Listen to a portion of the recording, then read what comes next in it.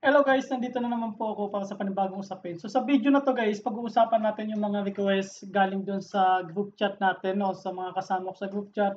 Ito yung mga request. So yung iba naman dito na topic, halos review na lang din guys. No? So guys, kung bago ka lang sa akin channel, please don't forget to click possession of the speech, lalo kapag newbie ka sa stock market o baguhan ka lang. So please check this buy signal lesson guys no sa playlist.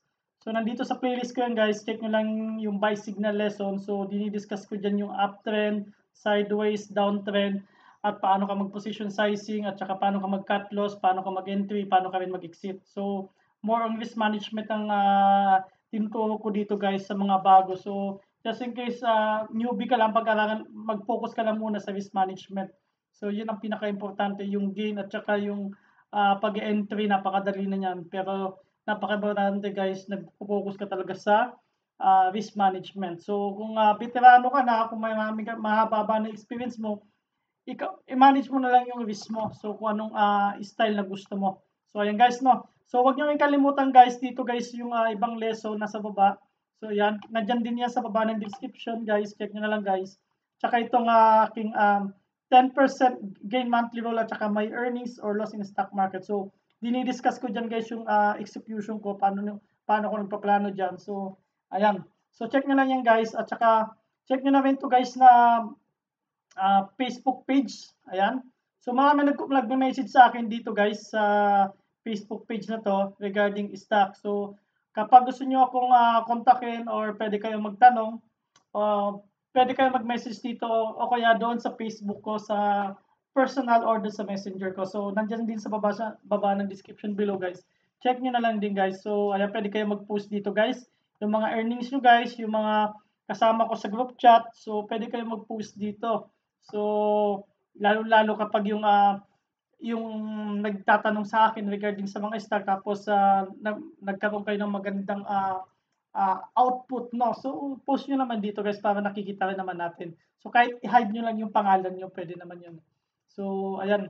So, ganon din dito guys sa Call Financial Traders and Investors.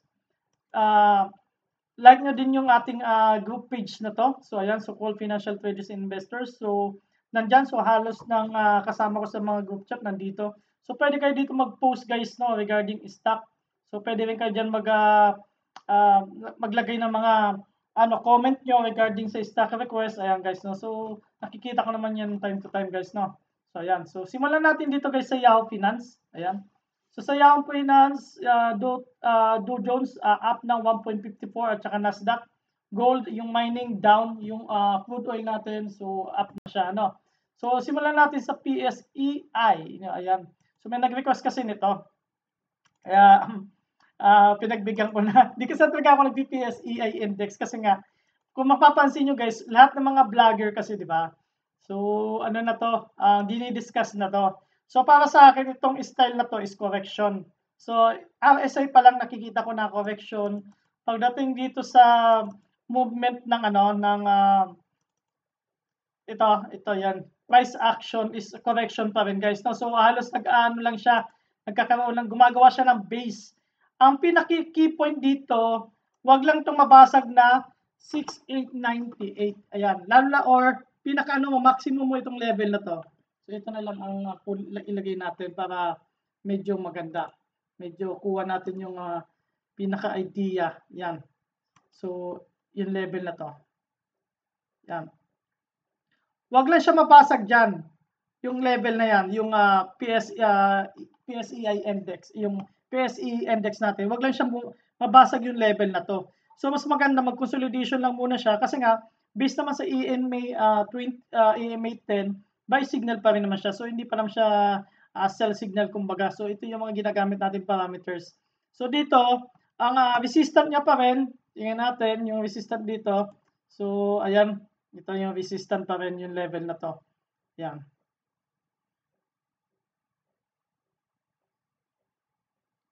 Ayan yung level na to. Yan pa rin ang resistance natin guys, no?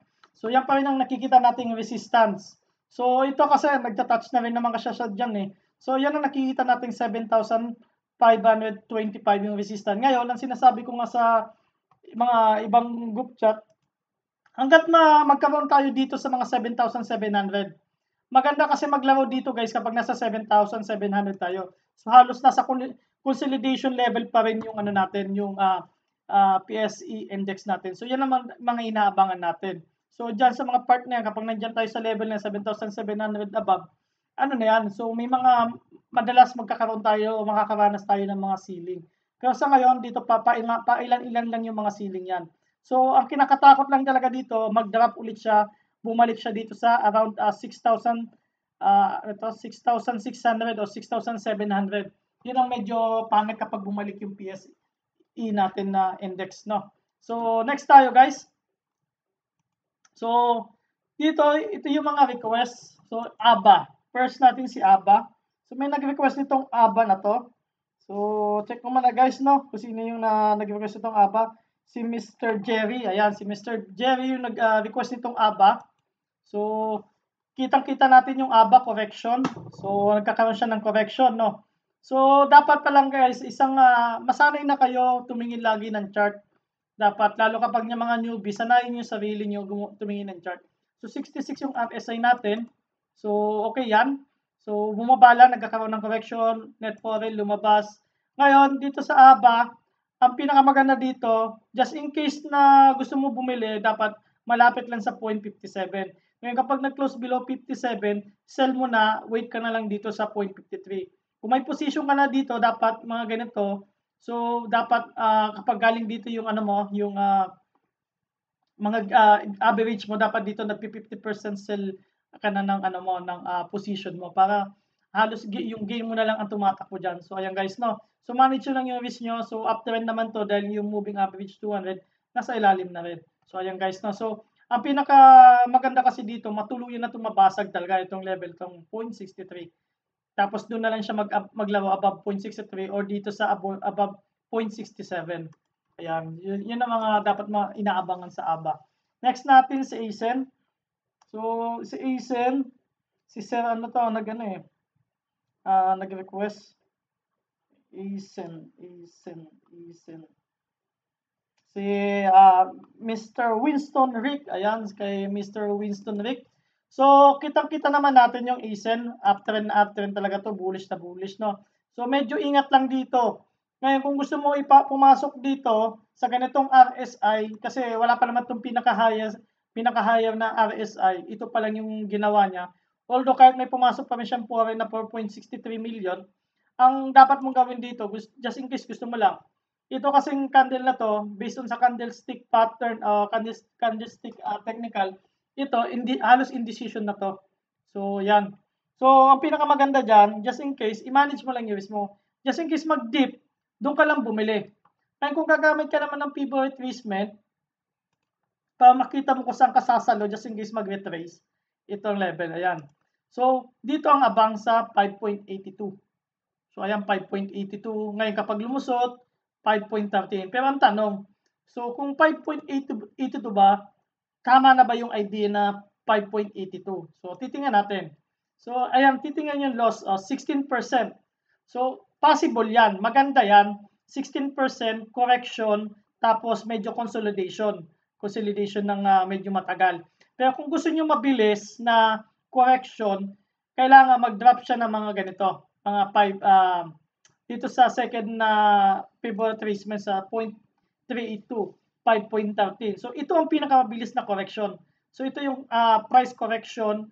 Tapos ito kasi kapag dito lang sa mga part na to is mga time correction lang din. Sideways na matagal, kahit mga 1 linggo, 2 linggo, bago buwira ulit. So kapag ito price correction, mabilis to. So isang drop nito, bababa agad yung RSI. Pero sa tingin ko, kaya pa naman i-push kasi nga yung volume. Hanggat yung volume nito guys, significant talaga guys, na malalaki ang volume. Kita nyo yung volume dito. So nagsisimula pa lang siya. Mas malaki yung volume kahapon. So dito, abang-abang lang sa mga bounce o kaya kung gusto mo pumasok, mga 10% muna ng buying power mo. So yun yung isakripisyo mo para just in case nag-dip, may pang-buy ka ulit na pang-average ka na 10%. Pero pinag-uusapan natin yung pag-average guys, yung kaya mo siyang i-hold ng 6 months up to 1 year. No? Or hanggat yung trend, okay pa rin yung trend, paakyat pa rin, hindi niya pa rin na babasag yung trend line, so okay pa rin. So hangga't nandun pa rin siya sa trend line, paakyat pa rin hangga't hindi niya nababasag yung trend line na yon, hold ka lang. Pero kapag nabasag na yung trend line, ayun, sell ka na. So manage mo lang yung risk mo dito. So tinitingnan natin to ng long term. Ngayon, kung gusto mo maglaro dito kay ASEN ng bounce, hantay ka ng mga dip tulad nito, just in case mag-dip ng sa pivot retracements natin na 0.382. Ayan, sa 5.16 yun ang dip. Abang ka ng bounce. So, kung di mo kabisado, tingin-tingin sa mga, may video rin akong bounce, mga dalawa pa lang ata. So, check nyo yung ibang vlogger, marami naman na naglalaro na bounce, no? Next natin si Ali. So, sino ba nag-request nito ng Ali? Si Ali ang nag-request nito, si Marju. Ayan, si Marju. So, kitang-kita, correction. So, halos mga blue chip ngayon nagko-correct, no? So, 67 RSI, MACD, bullish naman yan. Net foreign may lumabas, no? So, ayan. So, pagdating dito kay Ali, ang tinitingnan natin, so, zoom in muna natin. Tama ba? Zoom in nga. In, out. Zoom out, sorry. Guys, medyo nalilito taga ako dyan sa part na yan. So, ang tinitingnan natin dyan kay Ali, itong part na to nung January muna. Ito ang tinitingnan natin. Kapag nagtitingin kayo ng isang stock, guys, na kaya nyo, gusto nyo i-hold, titingin nyo yung mga January. Kasi yun, nung time na yun, maayos pa yung economics natin, ekonomiya natin, no? So, 15.61. Ang tanong kung kaya mo i-hold ng 6 months up to 1 year. Or mas mahaba pa, mas maganda. Ngayon, so with regards naman sa sa dividendo, okay naman yung dividend ni Ali. Ngayon ito, nasa consolidation level siya. Ngayon kung gusto mo siya bumili, dapat close above 38.26. Pero kapag nag-close below 38.26, ito medyo abangan mo muna itong medyo maliit lang na maliit lang na minor support. So yung mga around 37 pesos, no. So, just in case mag-dip pa uli, abangan mo na to dito sa EMA 21 sa 36.6. Ngayon, medyo kapag malakas talaga, yung EMA moving average 50 ang gagamitin mo yung pullback. Yung 32.86 sa level. Pero masyadong malalim na to.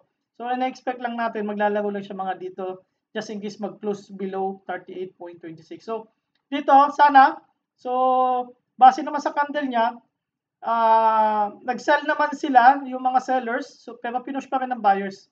Ayan. So, yun ang maganda. So, ang ina-expect natin, ano lang muna siya dito, consolidation muna sa part na to. So, gumawa muna siya dito ng matibay na box. So, at least mga isang linggo pa, mga 5 days pa na trade para bumelo ulit. So, ayan. So, ayan lang. So, manage lang yung risk nyo kay Ali. So, buy niya lang kaya nyong i-hold lang muna na capital sa kay Ali. Next natin, BSC. So, isa to sa mga natin, yung BSC, yung na-discuss natin sa nung Sunday doon sa watchlist natin. So, ang nag-request si Mr. Renzo, sir. So, dalawa nag-request ito, si BSC. So, di ko na mabanggit, di ko na maanap yung isa kabila, yung isa guys, no? So, i-continue natin yung BSC. So, ito guys, overbought na to, no? So, mga tulad nito, walang 3 days ng mga ganito. So, mag-expect tayo dito na magkakabuusan mamaya dahil nga, kita mo naman yun din po, naglabas na 2 araw, no? So, ito, na-discuss ko nga to nung linggo na maganda talaga yung volume at saka may pumasok na foreign. So, ito, talaga tumuloy, no? So, ito, base dito, kung gagamit tayo ng pivot retracement, no? Gamit muna tayo ng pivot retracement, lagyan na natin muna dito sa low niya. Ayan. So, ang tinitingnan natin sa pivot retracement, dahil parabolic nga to, so hindi na makasunod yung moving average natin. Dahil nag-close siya dito, may base siya dito, nag-close siya dito sa above. So, ang ina-expect natin, dito muna sa 0.5. Yan, 0.5. Just in case, mag-drop, no? Check natin. 0.5. Ilang percent? 10%. So, medyo mababa nga. Hanap tayo ng support or resistance dito sa part na to para makita natin yung maayos.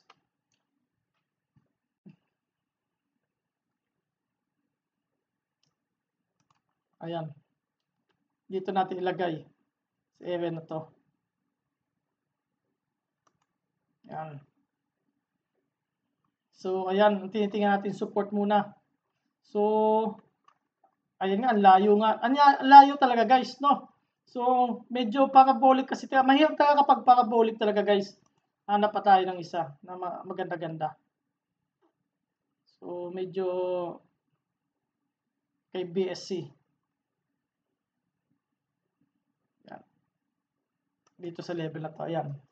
So, ayan. So, itong 0.5, base doon sa may support, sa resistance dito sa part na to. So, ayan. Sa 2 check natin sa 0.2857 kung kaya mag-bounce dyan. At mag-consolidation sa level na yan. Pero ito, mga tulad nitong guys na stock, huwag nyo nang habulin kapag wala kang magandang posisyon. Kasi kapag hinahabol mo to guys, baka mamaya tulad dito, kawawa yung mga umabol dito, akala nila mag-close yung ceiling, tapos bukas, kinabukasan o mamaya dapat sell. Wala na. So, titingnan yung gap up nitong mamaya pag open. So, ito magkakabusan to mamaya. Ngayon, swerte na lang kung sakaling umakyat pa to. Kasi kadalasan mga ganitong stock, yung nag-up ng mga ganito, kalaki. So, nagkakabusan yung pangatlong araw guys. No? So, medyo ingat lang. Manage nyo lang lagi yung risk nyo kung gusto nyo pasukin to. O kaya, ang pinaka-the best ditong laro dito guys, ang pinaka-the best lang talaga dito, bounce na lang. So, kapag nag-dip na mga 10%, just in case no, nag-dip ng equivalent na mga 12% yon, nag-dip, sabi natin nag-dip ng 10%, gamit lang kayo ng 5 minutes chart, tapos dapat kabisado niyo yung candlestick pattern at saka yung gamit din kayo ng RSI ng 5 minutes para alam niyo kung paano kayo sasalo. So next natin si Cebu.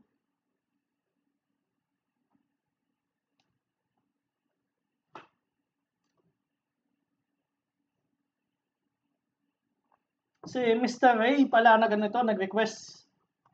So hawak ko to ng nakaraan, si Cebu. So ito, tinitingnan natin to in long term guys, na kaya mo siyang hawakan kahit 2 years, 1 year. So actually yung 1 year nga, 2 years nga, hindi talaga long term yun. So dapat ang mga long term kasi holders mga 3 years. So sa atin naman, tulad ng discuss ko, ano ka lang, yung kaya mo mag-hold ng mga 6 months, 6 month, 1 year, hanggat yung trend, hanggat yung trend okay pa. So hanggat hindi nababasag yung trend. Ito kasi ang target mo kay Cebu, dito talaga ang target, 48% yung return. Kung kaya mo siyang i-hold ng 1 year o 6 months. Pero kung i-hold mo lang siya ng mga 1 week o isang buwan at ang target mo lang is yung 54 pesos, medyo mahirap guys, no? So practical tayo mag-isip dito, yan lang ang possible mo. Tapos nag-a-assume tayo o kaya mag-a-assume ka na baka sa loob ng isang buwan umabot dito. Ayan, no? Mababa pa kasi kailangan mag-ano muna to, magkaroon ng correction kasi mataas na yung RSI na sa level na ng 72. O ayan, di ba? So 76, 75. So ito, kailangan correction muna, mag-close above 54 tapos correction, gawa mo na siya ng mga box dito sa ibabaw, dark box, at saka or consolidation ng time bago bumira ng 6.85. So yun ang tinitingnan natin, yung buy and hold ng mga 6 months, 1 year. Pero kung mga chupet, medyo mahirap. So manage mo lang yung risk mo kapag chupet ka kasi mga ganitong stock, dapat ang tingin mo dito 6 months, 1 year. So ayan guys, no? So sayang yan kung bibitawan mo ng mga ilang linggo mo lang hahawakan. Next natin si HP. Sino nag-request nito ng CHP? Si Mr. Rocky ata to eh. Si Rocky ba to? Si Mr. PP. Sino ba itong PP? Si Mr. Rocky Balboa ata to eh. So ayan, so yung ugali talaga ng CHP, nangyari na naman. So ayan, 58. So ugali na talaga to sa CHP guys, no? So kapag nakakita kayo ng ganito, kapag nag-up siya ng green, mag-expect ka na magkaroon ulit ng kinabukasan na pulang ganito, no? Pero ang kagandahan sa kanya, kahit nagkakaganyan siya, so ito pa rin guys, nag-up pa rin naman to, bullish pa naman to si CHP. Ayan. So maganda na ang week chart nito. So dito kung kaya mo siya hawakan ng mga 6 months, 1 year, hanggat yung trend line hindi nababasag, hawakan mo, hold mo lang. Lalo-lalo kapag yung mga average mo nasa below 1.5. Yan, hold mo lang. Ngayon, kapag medyo 1.57 yung ano mo, yung average price mo, medyo isip-isip din paminsan-minsan, no? So, baka mamaya lumapit sa 1.57, nasasayang yung gain mo. Ngayon, yung 1 point, nasa yung 1.7, ito yung gustong-gusto ko dito sa part na to. Dapat lagi siyang mag-close ng above 1.71.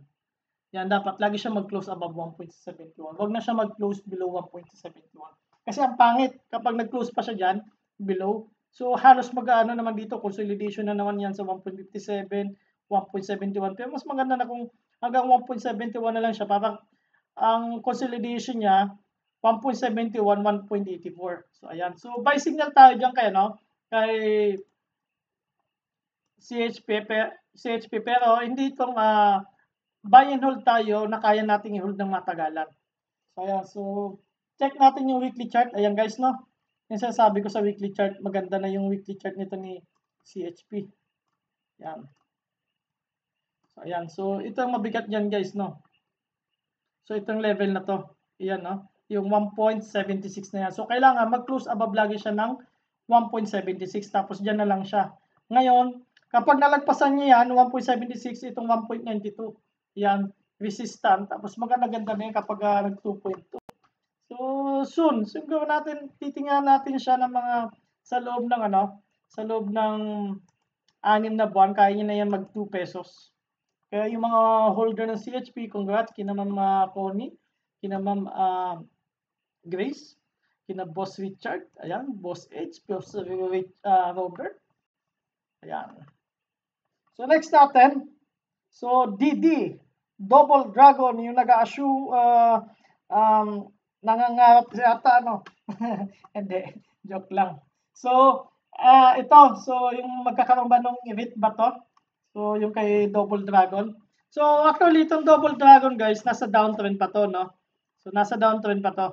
So, ang RSI niya, ayan. So, nasa 65 pa.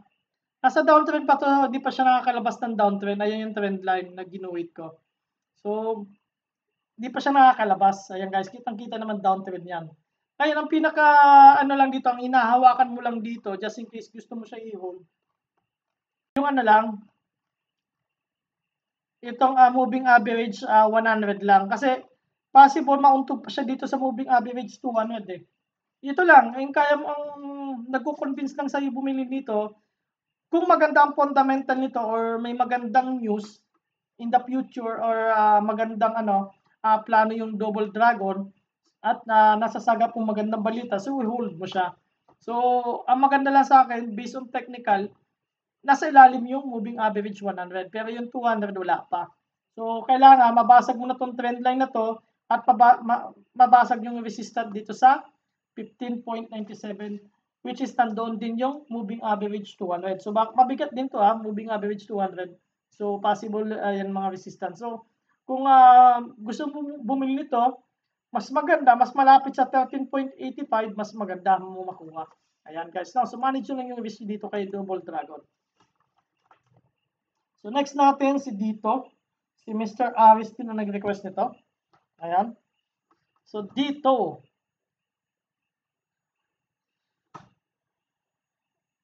so, Mr. Aris, so, kitang-kita yung RSI nito. So, 52. Tinitingnan natin kung magbabounce siya dito ulit sa 48. Ayan. Kasi nga, yung RSI nito, downtrend pa. Ayan guys, kitang-kita. Nasa downtrend pa, Ayan yung, dapat makalabas ulit siya, mabasag niya yan. Kahit sabihin natin 52 siya, may momentum, pero mas maganda mabasag pa rin yan. Yung MACD niya, medyo matagal pa to. So, medyo bumaba. So, possible to, baka Monday naman o Tuesday, mga ganitong style. Kasi na-expect ko nga dapat kung sakali magtuloy-tuloy yung green kahit maliit lang by by Friday o Tuesday ay Thursday. So kaso pula, wala. Medyo matagal-tagal pa 'yan. So net foreign may pumasok paunti-unti, ayan. So dito ang pinaka the best case dito guys, kung gusto mo kumita dito kay dito, kailangan magaling ka mag-hold. Yung tinitingnan mo yung January, yung technical audit. Yung kaya mo maghintay ng January, so mga lang siguro, mga 5 weeks na lang. January na or 6 weeks, ayan, kung kaya mo hintayin yung 6 weeks, kaya mo i-hold ng 6 weeks, okay, bodega ka lang dito. Ngayon, dahil nabasag yung 6.3, ang tinitingnan na lang natin level, itong 5.96 or mas malapit sa 6 pesos or basta yung range ng 6 pesos hanggang 5.9. Yan yung level na yan. Ngayon, kung sakali mag-pullback man, medyo mag-dip, ang abang mo dito sa 5.47 based dito sa moving average 50. Ayan. Pero tinitingnan ko, pero ako mas gusto ko yung mag-retest pa siya kahit dito sa i-retest niya pa yung 6 pesos. Mas gusto ko pa yon para malaman talaga natin kung yung matitibay ba yung holder nito or kung may mga sasalo. Kasi kapag may sumalo yan, dito sa 6 pesos at pinangat yan at saka nag-green yan, mas maganda. Mas mapapabilis kasi nakikita natin yung kaisipan ng mga tao, yung ibig sabihin, nakatingin din sila kay dito kahit medyo sideways pa ng galawan. Yan. Ngayon kung medyo medyo hindi ka pa makapag-decision, abangan mo na lang dito sa breakout ng 7 pesos para ka na lang, yan na yung pinaka-safe mo. Kapag nag-close above 7 pesos, doon ka lang bibili. So, ayan guys, no? So, medyo matagal-tagal lang hold dyan kayo dito. So, next natin si FNI. So, request nito ni Sir Joel. FNI, ayan. FNI, parabolic na masyado, no? Ayan. So, ayan, 89. So, ang base dun sa nakakalap ko sa mga group chat, ito nga, by January, may bubuksan na company. Hindi ko lang alam, hindi ko lang ma-confirm kung ano yung company na yon. So, January pa daw talaga. So, di kasi ako holder ni FNI. So, more on nickel kasi ako talaga. So, kay nickel talaga ako nag-aabang-abang, pamansin-mansin. Ngayon, so, ang support natin, 1.8. Ngayon, kung gagamit tayo ng favorite placement, lagyan natin dito. Ayan, just in case pag pullback. So, maganda yung 1.8. Ayan, no. So, sakop na sakop, maganda sa 1.8. So, at saka maganda siya. Actually, kahapon, gusto ko sana kunin talaga to kasi nag-dip siya. Nag-dip ng to eh. Nag-dip ng medyo malalim to. Ayan. Ilan ba dinip nito? Ayan, no, 5.26. Gusto ko sana kunin kahapon. Kaso nga busy ako dun sa isang stock. Hindi ko na rin nakuha to. Ang ganda ng volume mo. Ganda ng ito guys ang mga inaabangan na volume. Ibig sabihin kaya pa nito. Dahil sa volume na to, halatang halata na merong kakaiba dito kay FNI. So mga ganito significant yung volume lalo kapag may follow up volume pa nito. Ito mga titingnan nyo guys, no, yung significant na volume na to. So possible may follow up pa to kay FNI mamaya. So, manage nyo lang yung risk nyo kung gusto nyo kayo bumili dito. So, medyo mataas na kasi just in case bumulusok, nakabili kayo dyan sa 205, no? Ang lalim yan, guys. No, 12% dyan. Ang cut loss mo dyan kapag dapat, position sizing nila, mga 10% lang. Para just in case mag-dip, may pansalo pa kayo. So, ayun guys, no? Manage nyo lang yung risk nyo dito. So, uptrend naman to si FNI. Next natin si Fruit. Ito, hindi ko makalimutan to si Fruit. Request to sa sa group page si Mr. Mark Joseph. So, sir, isama niyo po yung po the next video po. Ayan. Ayan. Malakas kayo sa akin, sir. So, sa akin lang naman, kapag may time ako, isasama ko talaga yung mga request nyo. Kapag medyo, alam nyo, masyadong marami na talaga yung request, medyo kinakat ko ng unti. Kahit yung sa isang tao, isa o dalawa lang. Kung isa kasi isang tao, 3. Ang bigat. Baka naman, paunti-unti. Huwag naman 3 sa isang tao. At least mga maximum lang kayo ng 2. So, ayan. Okay lang sana kapag may kaparehas. Yung sinasama ko na yung mga magkakaparehas, guys, no? So, ito si Prod. Check niyo yung nito. Ito, may, kay Business World, mayroon siyang balita. Check niyo yung mga ponda ni Prod. So, RSI nito, ayan, 76. So, overbought na to. Huwag na natin tingnan yung MACD dahil kapag mga ganito, kapag nasa 70 above yan, ang MACD niya bullish na bullish. Ang maganda dito, may foreign siya pumapasok. Excuse me. Ayan, tapos may volume na maganda. Ang maganda dito kay Fruit, ang kaabang-abang dito, yung mag-close above 1.6. Guys, no, 76 na yung RSI. Dapat, mag-close above 1.6. Tapos, consolidation siya.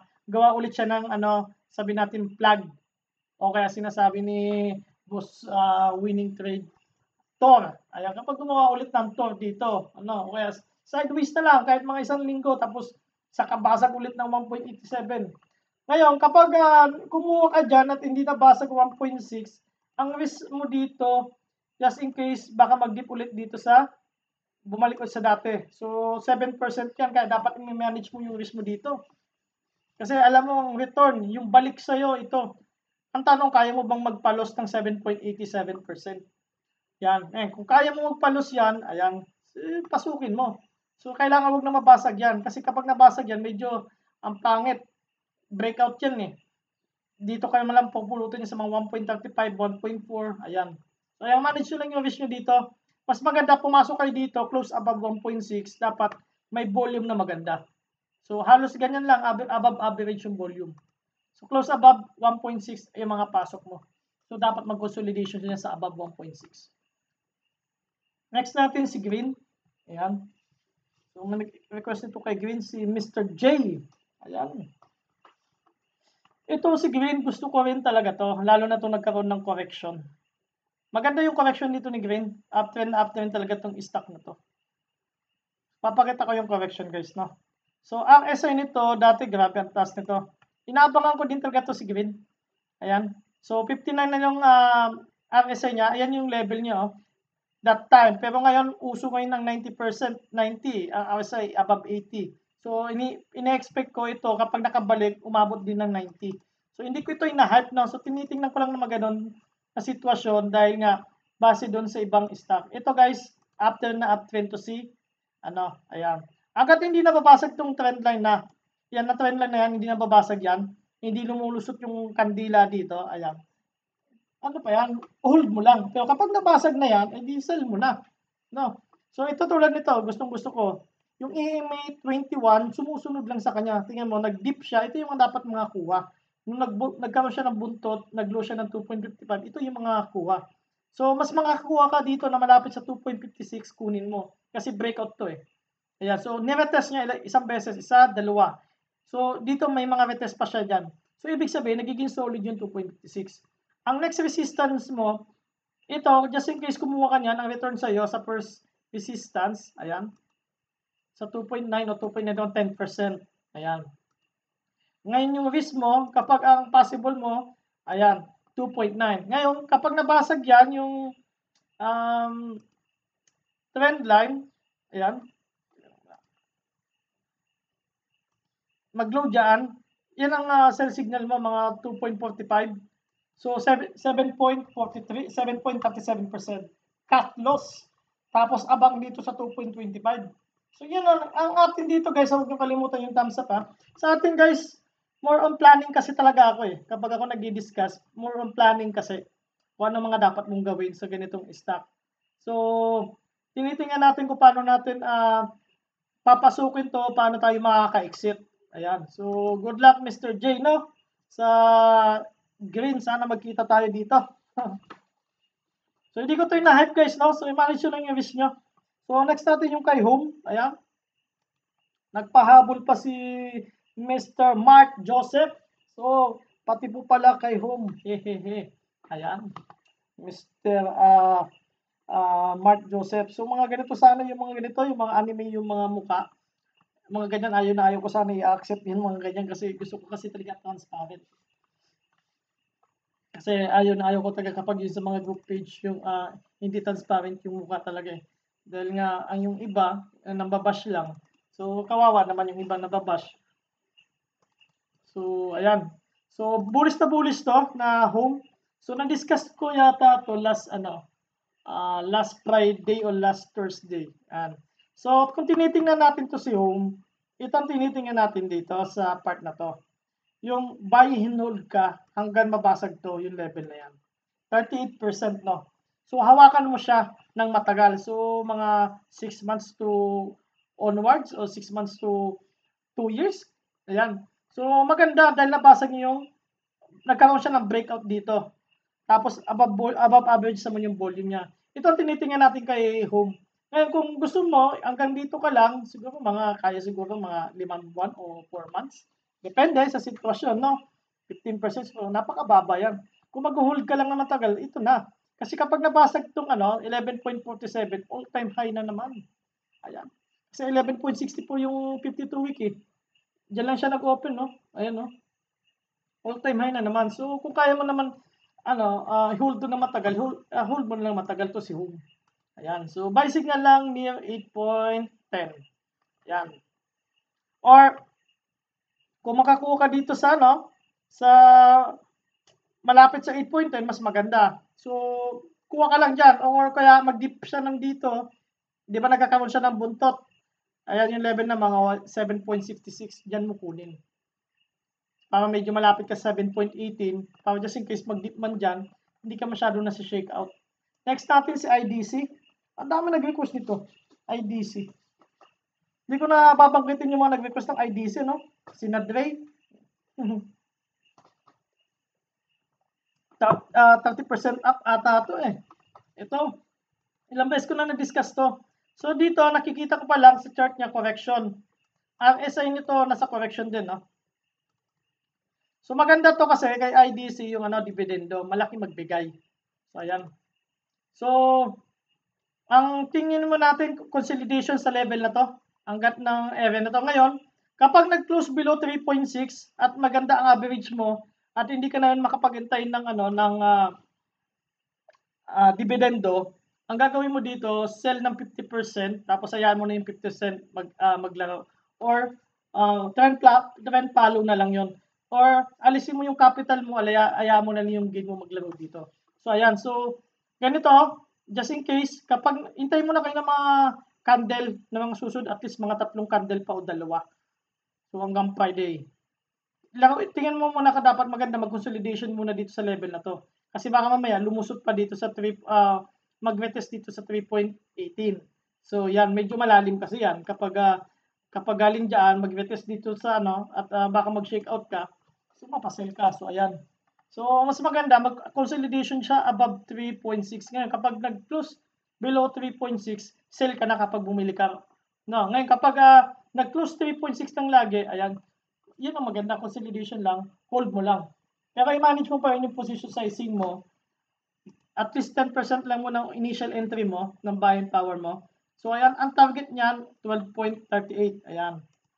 Sa first resistance. Ang ngayon, ang risk mo lang, ito lang.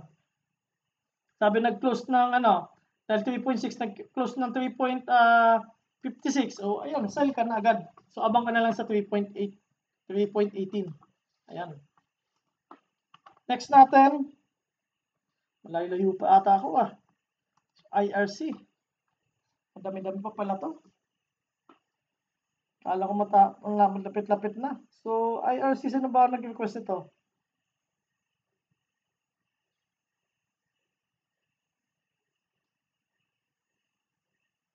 PHE, ang dami. IRC, meron ba ba? Kalimutan kong, ito, si Miss Lyra pala to. Si Miss Lyra pala. Si Bodega. Si One Bagger. 76 RSI, mataas na. Tapos, pero maganda sa kanya, kahit 76 yung RSI niya. Close above yung candle niya. So, close above dun sa resistance. Binasag niya, no? Tapos may volume pa. So, ito lang. So, hanggat nag-i-stay dyan, hold mo lang yung Miss Lyra, no? So, kapag nag-hold dyan sa above 1.71, hold mo lang. So, sa tingin ko, matibay naman tong support na to, yung niya dito. Alam ko, na-discuss natin to sa Zoom eh. So, alam mo naman ang gagawin na dito. So, mas maganda mag-consolidation muna dyan sa 1.74 bago magbasag ulit doon sa 2 pesos. So, ayan. Medyo malapit-lapit na katotohanan to sa 2 pesos. So, malay mo, kayang i-hold pa to. So, 14% lang yan, no? Hold lang muna. So, manage mo lang yung risk mo dahil veterano ka na rin siguro. Dahil nga laki-laki ng kinikita mo na talaga at alam mo na yung paano mag-cut loss agad at paano mag-exit. Kaya alam kong makakalusot ka dito kay IRC. Ayan. Next natin si Mac Croatia, si Mr. Enrique. So, ito ang nag-request at saka si Mr. Aristio. Kay Mac. Ayan. Nasa M na pala ako. Ayan. Lapit na.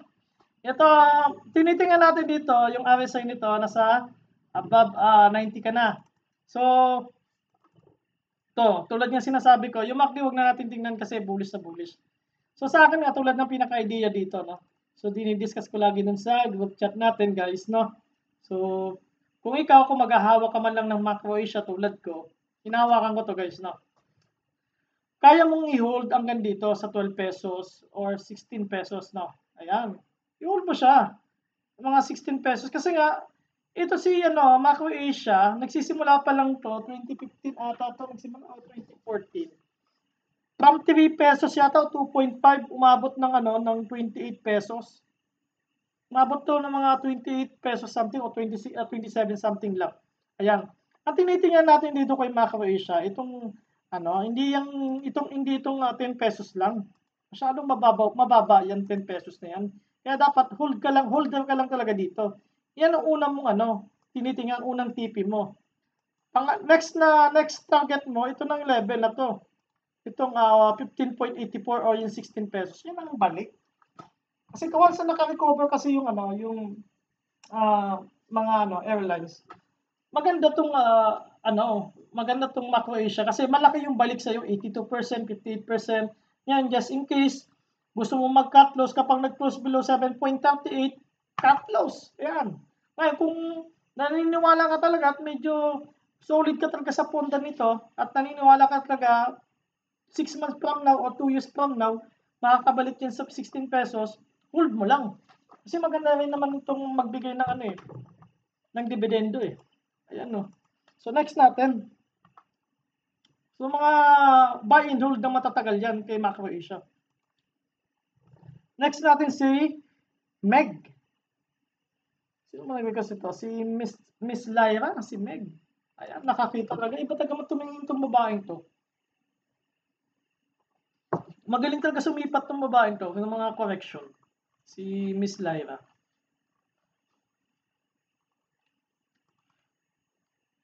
Ayan na. So, 70. Maganda yung correction nito. So, mga ganitong stock nyo. Tapos nagkakaroon pa ng mga buyback yung owner. So, MACD nito, bullish na bullish. May net foreign na lumabas. At tinitingnan natin dito kay Meg. Itong part na to.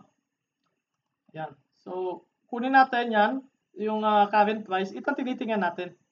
Yan. Yung level na yan. Yan yung mga target price natin kay Meg.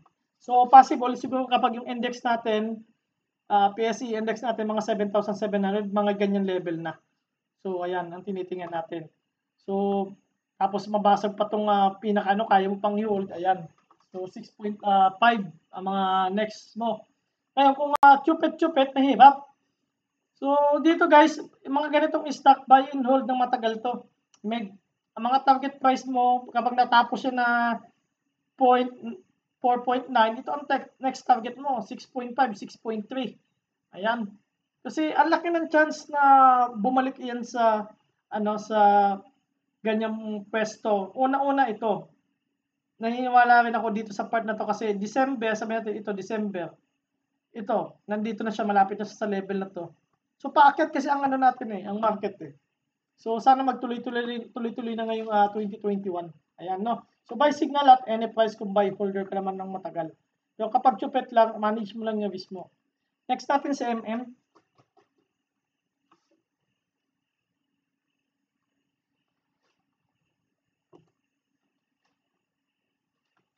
Ito, kay MM. So grabe to din kanina. So bullish na yung nito, yung price action. So 91 na yung 91 na yung RSI na to. So titingnan natin, may net foreign pa rin na pumasok no. So ayan. So dito guys, kapag mga ganito, just in case, tulad nga kay Boss Richard, yung capital niya labas na, or isa pang strategy, alisin mo na yung, benta mo na yung 50%, ayaw mo na yung 50% na maglaro lang dyan. So yung 50% mo, at least nilalaro na muna dun sa ibang stock, no? Pero kung holder ka at naniniwala ka dito na magpo 40 pesos to, hold mo lang kasama capital. Pero kung risk management, 100% na wala ka ng talo, labas mo na capital mo. So, ang tinitingnan natin pullback, ditong 5.48, ayan level na yan. Just in case na mag-retest, no? So, ang pullback kasi, ito, ang layo nito, moving average, ano? 50, ang layo, 3.59, layo. So, tinitingnan natin yung mga retest lang na possible, ito, level na ito. Based sa pivot retracement, 12%, malalim na rin yan, eh. Kasi marami naman holder to. Lalo-lalo to. Malamang hindi namin siya lulusot dito sa 5 pesos. Dahil nga, sa EMA 10, ayan, nandyan yung EMA 10, at saka 0.382 ng pivot retracement yan. So, mabigat na yan, 5 pesos na yan. So, malamang nandito na lang sa level yan, mga 5.49, yan ang mga ano. Kasi, ang gusto ko sa kanya dito, nagkakaroon siya ng dahan-dahan na pag-akyat to. So, kung ma-retest pa ng isa to, mas maganda. Maging solid. So, manage mo lang yung risk mo dito kay MM kasi mataas na rin yung RSI niyan. Next natin si MRC. Si MRC kay Miss, ano din to? Lyra? Sino pa? Ano pa nag-request ito? Si Mr. Adrian. Ayan. So, Mr. Ray. Ayan. Ang daming MRC holder, ah. Kaya gusto-gusto ko nagbabasa taga ng, ano, ng technical chart. Tapos, nakikita ko sino taga mahawak. Maraming request, no? So, ayan. So, overbought na rin to, guys, no? So, ang maganda lang dito, gumagawa siya ng, ano, ng box. So, ang pinakamaganda dyan, guys, bibili ka lang dito sa malalim. Tulad nito, nagdi-dip siya ng 0.52. Tapos ito nag-dip ng 0.51. Yun mga abang. Diyan ka dapat kukuha. Just in case hindi ka nauubusan. Ayan, no? Gumagawa lang siya ng box. Tapos gumawa pa siya dito ng, ito yung solid na box na ginawa niya. Yung part na to. Matibay, oh. Ayan, no? Gumagawa na siya ng box. Yan. Abang-abang lang kayo sa mga ganyan. Ngayon, baka mamaya umangat na naman yan. Ang resistant niya naman lagi 0.58. Kapag nabasag yan, nasa ano na natin, susunod na resistant nito, nasa 0.76. Check natin. Yan. Diyan lang ang buy yung mga box na yun, sa bottom na yun, sa mababa.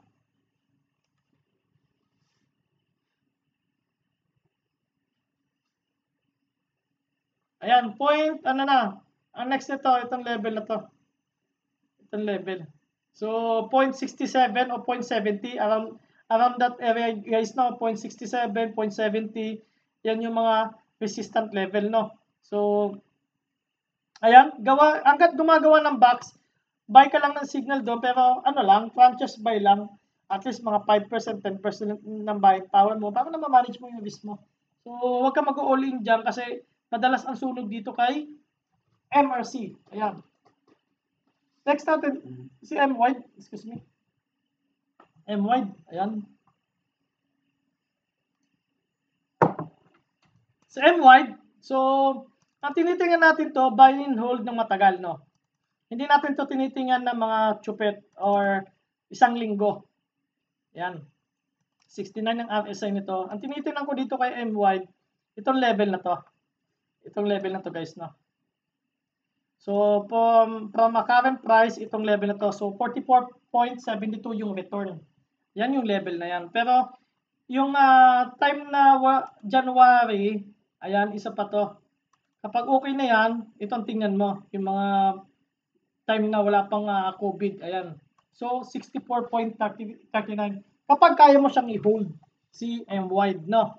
So, pero kung just in case, gusto mo lang laruin siya ng mga halos ganito, nagba-bounce dito, abang ka lang dito sa 9.5, tapos check mo na lang to kapag nakaabang ka dito, sabi natin sa 9.53, tapos check mo to, 12% return, pwede ka na rin mag-sell kung ganyan ang mga strategy mo. Depende sa gusto mo, guys, no?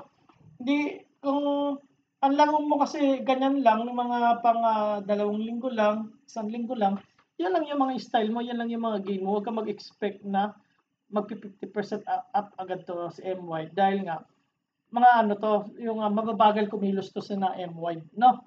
So, bihira lang yung mga 20% up nito. Ayan. Manage nyo lang yung risk, buy near 9.15. Ayan. Next natin, si Now. Ayan, si Now. Ito si Now. Tingnan natin yung ano, no? Yung RSI nito. Ang RSI nito ni Now, ayan guys, no? Basag pa rin ni RSI ni Now dito, no? Nabasag niya pa rin. So, nasa labas pa rin siya. Ngayon na tinitingnan pa natin ditong isa, itong area na to. Ayan. Yan level na yan. So, maganda pa ang RSI nito ni Now, kahit nasa 47 siya. So, kumbaga, wala nang momentum. Pero para sa akin, hanggat hindi niya nababasag pa rin itong RSI na kasi base sa RSI niya, pataas pa rin siya. Ang low nito, 43. Ito, nasa level pa rin siya ng 46, 47. Okay? So, yan ang tinitingnan natin. Kumbaga, ang MAC din nito, so medyo malapit na rin. No? Siguro makakaya ng mga 3 araw o 2 araw lang. Kapag nag-green to mamaya, kaya na to hanggang Huwebes o Biyernes. Kaya nito, mga ganyang style. So, net foreign may lumabas. Ngayon, dito, ang pinaka-key point dito, kaya nauntog kasi si Now dito sa 4.75. So, na-discuss ko na rin to sa Zoom. So, halos nagkatotoo nga na dito magkakaroon taga ng mahigpit dito. So, ayun nga, hindi natuloy. Yan, anong nangyari dito? Consolidation muna dito sa level na to. Ayan. Yan ang tinitingnan kong consolidation level niya. Ngayon, so kung kaya mo makabili ng dip, example, nag-dip ng 4.11, sell dito sa 4.69, mga ganyan level. Ngayon, ang key point dito, para mag-cut loss ka, kapag nag-close below 4 pesos, cut loss na yan. No, pero so, nakikita ko dito, kaya naman siguro saluhin ng moving average 50, kasi yung moving average 50 nasa 4.12 na. Ayan. So, kung sakali man to, magpula ulit mamaya sa opening, magpupula to sa opening, pero ina-expect ko, pag nagpula to sa opening, magdi-dip, tapos maggi-green, no? Kasi magkakabuusan muna. Kasi ang nakita ko kasi dito, ba't nasasabi, pwede magbuusan muna bago mag-up. Kasi nakita ko lang dito yung 5 minutes chart. So, hindi ko to ina-hype guys, no? Si Now. Based lang sa 5 minutes chart ang tinignan ko nito. Ayan guys, no? So, ayan yung 5 minutes chart, no? Ilan ang volume nito? So, nasa 1.2 ang volume nito. Tapos, yung isa, nasa 800. Noong time na nagkakabuhusan, nandito sa part na ito, ang pinakamalaking volume ito, 1.1. Check natin kung anong date nito. 23 din to. 23, 24. Ayan. Ito ang malaking volume. No? So, ayan, dalawang green na candle yan, malaki. So, ina-expect ko na mag-bounce to mamaya kasi pang third day na. So, kayo, kapag hindi nag-bounce talaga yan at nag-close below 4 pesos, ayawa na. Kung makakabili ka, mas malapit sa 4 pesos or malapit sa 4.2, mas maganda. Ayan. Next natin, si PHA. PHA, so last 3 tayo. Isang oras pa na inabot ko. So, ang nag-request itong PHA, si boss, Christian, Ulysses Don. Ayun. Ulysses Don. So, bullish to guys, no? So, ang tinakita ko dito, gumagawa siya ng box. So, RSI nito, bullish, no? Overbought na rin talaga. Ayun yung level na yan, no? So, 86, ang taas. Tingnan natin.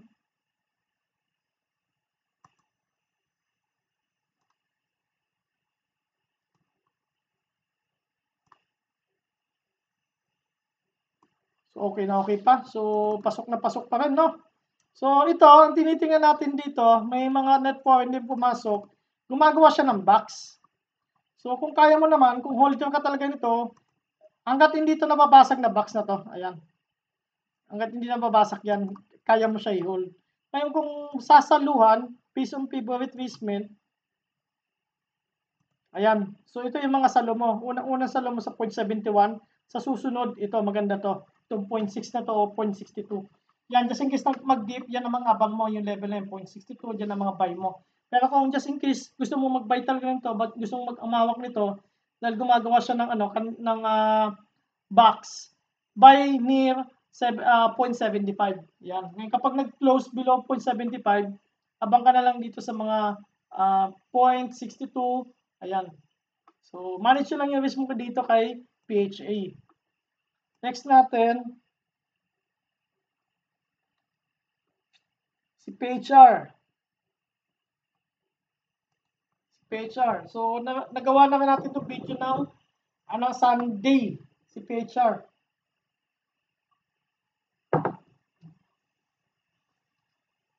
SSS, sino ba nag-request ito? Si PHR, magandang nito, RSI pa rin ito. So, ang RSI nito guys, nasa 60. So, okay pa, no?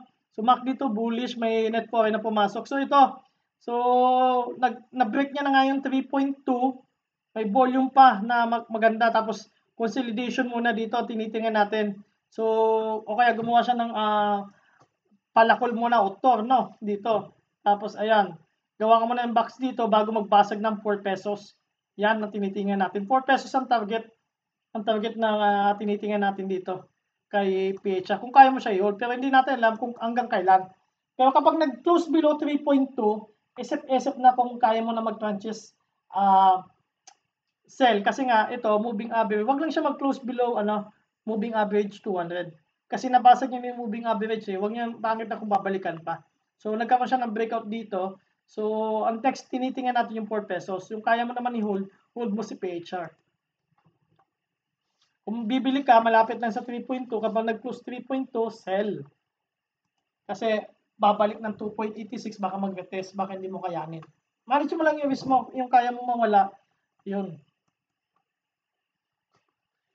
So, next natin dito sa SSI. So, request pa rin to ni Mitch, si Miss Lyra. Ang gabi pala, 5 pala request nito. Grabe, stuck. Ayan, so 75 overbought. Yan, level na yan. So, MAC din ito. Check natin. So, ayan. So, bullish din. May net po rin na mga pumasok. Kung dahil ganyan. So, ina-expect natin kayang pasagin yung 1.85 na resistance. So, napakalapit lang. Opening pa lang. So, possible pa tong nakikita ko possible pa tong 2.10 na possible pa yan. Basta mag-close lang siya above 1.85 tapos consolidation ng mga 2 araw lang, 2 candle, mag-retest, maglaro lang dito sa above 1.85 or mga 3 araw tapos basag dito sa 2.10. Ayan. Yan ang tinitingnan natin. Pero kung gusto mo naman medyo mahaba-habang hold, ayan, ito ang tingnan mo yung January, itong part na to. Yung time na wala pang pandemic. Kung kaya mo naman siyang i-hold na matangkal. So, ang return sa'yo niyan, 45.69%. Ayan. Kung maganda naman average mo, hold mo na eh. So, kapag wala kang average dito, manage mo lang kasi medyo malalim na yan So, 1.45 o 1.6 ang babagsak mo. Malalim-lalim yan. Mga yan. Mga 9% yan. Kapag hindi mo na manage yung risk mo. So, last natin si WPI. Sino ba nag-request WPI?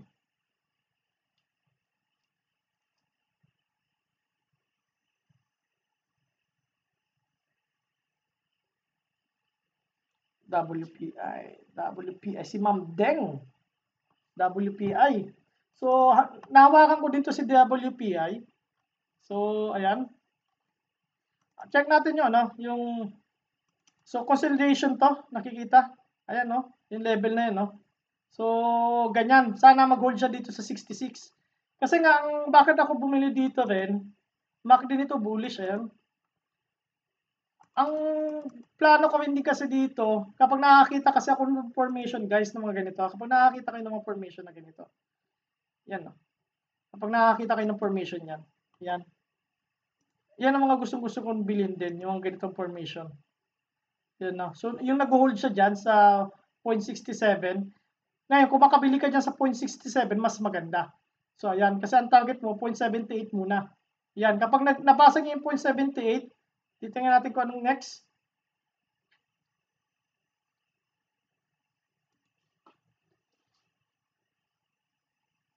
Ayan, 0.90 na ang inaabangan dyan kapag nabasag niya yan. So, kung kaya mo naman i-hold, yun ang mga maganda sa So, sa 0.78, 10% ang kapag galing sa 0.71. Ayun ang second resistance. around 0.9, so 24% ang balik. So ayan guys, no. So manage lang yung wish nyo kay ano, kay WPI, may volume naman yan kahit paano, above average yung volume niya. So ayan guys, Ma'am Deng, maraming salamat Ma'am Deng. So soon ano natin, isama natin yung channel mo para ano mapakita naman natin sa iba at masuportahan kanila pagdating sa fundamental. Maraming salamat Ma'am Deng.